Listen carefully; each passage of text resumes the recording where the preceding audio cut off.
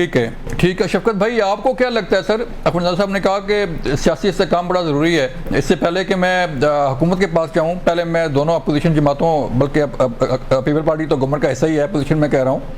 तो शफकत भाई, आपको क्या लगता है कि ये इलेक्शन जो हुआ है, इससे कोई नून लीग और पीपल पार्टी का जो इत्तेहाद है वो खतरे में है? कोई चेंजेस आ रही हैं कोई, या कोई रीट्यून जो है वो रीअलाइनमेंट हो रही हैं चीज़ें कोई? देखें, मुझे तो बिल्कुल इन सबको ये इतिहास खतरे में नहीं लग रहा। ये वक्ती लड़ाई है, और जिन्होंने इनको लाकर बिठाया है वो इनको दुरुस्त भी कर लेंगे, उनको आता है दुरुस्त करना। और इनको पता है कि अगर हमने कोई ज्यादा सूचना की तो हम कौन सा अवामी मैंडेट से आए हुए हैं, जो ला के बिठाने वाले हैं। फिर वो कहेंगे कि भाई या तो अपने वोटों से आए होते तो फिर तो बातें करते, जब आप अपने मैंडेट से ना आए हो खान साहब, तो फिर आपको माननी पड़ती है हर तरह की ज्यादती भी, हर तरह की दौंस धांधली भी। तो मैं पीपल्स पार्टी को बस यही कहता हूं कि काश ये 8 फरवरी 2024 को हमारी आवाज सुन लेते। और हम कह रहे थे ये सिस्टम जो है ये तबाह हो गया है, ये दांधी ज़्यादा इलेक्शन जो है इसके कोई ज्यादा अच्छे नतीजे नहीं आएंगे, और ये जो मुल्क है इस तरह नहीं चलेगा। आज चीख कर हुकूमत खुद कह रही है, हुकूमत के अपने नुमाइंदे कह रहे हैं कि सिस्टम बैठ गया, सिस्टम फेल हो गया।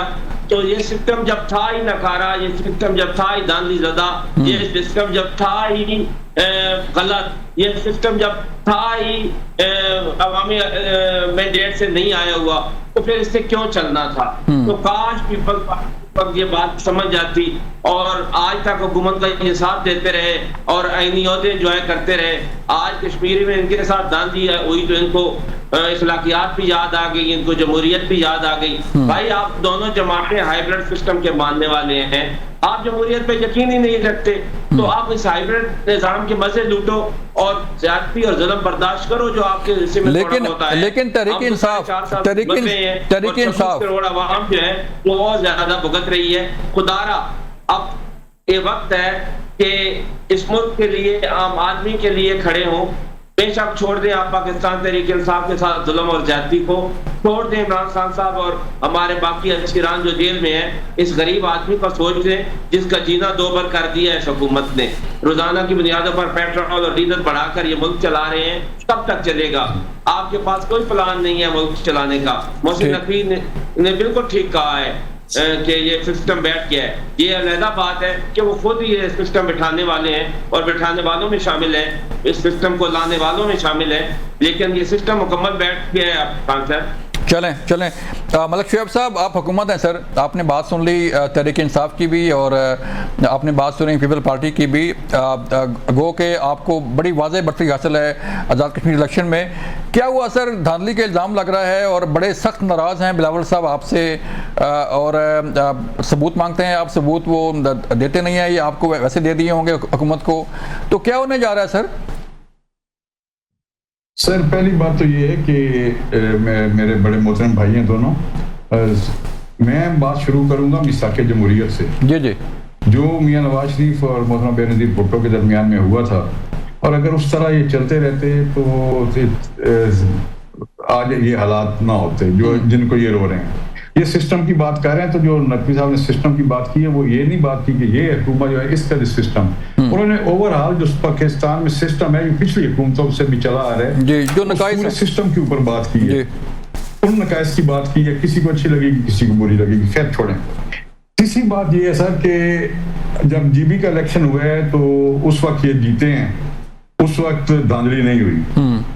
फर्क ये था कि उस वक्त हमारी चीफ मिनिस्टर मोहतरम मरियम नवाज शरीफ वो बीमार थी और वो कैंपेन वो शायद नहीं कर सकी, उन्होंने कैंपेन में नहीं गई। मियां साहब भी एक दिन गए, तो हम पाकिस्तान मुस्लिम लीग ने अपनी पूरी तरह से कैंपेन उसमें नहीं की थी।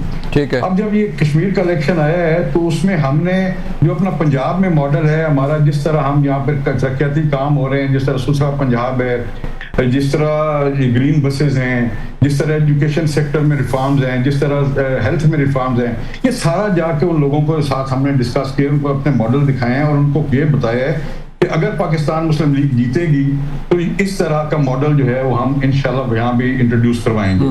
तो उस पे लोगों ने वोट दिया है। बाकी जिस तरह की बात आप कह रहे थे कि कोई बाइकाट कर देगी अपना पाकिस्तान पीपल्स पार्टी की जमहूरी जमात है, और जैसे मियां नवाज शरीफ साहब ने कहा था कि बिलावल साहब को कहा है कि अब तनकीद होनी चाहिए, बात होनी चाहिए, लेकिन एक उसमें रख रखाव जो है वो जरूर होना चाहिए। तो उनसे हम यही तवक्को करते हैं कि वो एक डेमोक्रेटिक जमात है, तो वो उस तरह चलेंगे। एक दफा पीपल्स पार्टी ने पहले भी बाइकाट किया था और उसका खमियाजा आज भुगत रही है। मैं तो पाकिस्तान तहरीक इंसाफ ने जो बाइकाट की है, मैं यही कहता हूँ कि उनको बाइकाट नहीं करना चाहिए, बल्कि हर सीट के ऊपर इलेक्शन कंटेस्ट करना चाहिए। और अगर यहाँ भी इलेक्शन कंटेस्ट करते तो जमहूरी अमल है, उससे बाहर नहीं होना चाहिए। और उसके जो जमातें हैं, सियासी जमातें, उनको बहुत नुकसान होता है, वो जो सलाह पैदा होता है वो कभी पूरा नहीं हो सकता। बाकी बात बात हुई है कि ये सिस्टम गलत है और इसमें इलेक्शन जो है वो चुराया गया है। तो कल प्राइम मिनिस्टर ने बात की है, ऑन द फ्लोर की है, कि 2018 का जो इलेक्शन है उसकी भी तहकीक करा लें, 24 की भी तहकीक करा लें, किसने इलेक्शन चोरी किया था 18 में और किसने 24 में किया, ये सारी बातें खुल के सामने आ जाएंगी। ये तो इस अमाम में तो सब नंगे हैं। ये एक दूसरे पे तनकीद करना आसान बात है, जिसको जब मौका मिला है, किसी ने कोई स्पेयर किसी को नहीं किया। मेहरबानी करें, सियासी मैच्योरिटी दिखाएं और पॉलिटिकल पार्टीज जो हैं वो आगे की तरफ मूव ऑन हो। ये लोगों के मैंडेट है। हम कल शफकत अवान साहब जिस हल्के से MNA हैं, मेरा भी वहीं से ताल्लुक है, तो अल्हम्दुलिल्लाह जब ये जीते हैं तो किसी ने इनको हराया तो नहीं, वहां तो फॉर्म 47 नहीं आया। और उसी हल्के में एक धरेमा पे कल पोलिंग हुई है, मैं भी वहां पे विजिट मैंने किया, तो वहां का नतीजा जो था, एक आजाद उम्मीदवार है, उसके 105 वोट निकले। ठीक है। पाकिस्तान मुस्लिम लीग के 85 निकले, पाकिस्तान पीपल्स पार्टी के सिर्फ 3 निकले। तो वहां पे धांधली कहाँ हुई? लोगों ने अपना मैंडेट दिए, अपना इजहार किया है।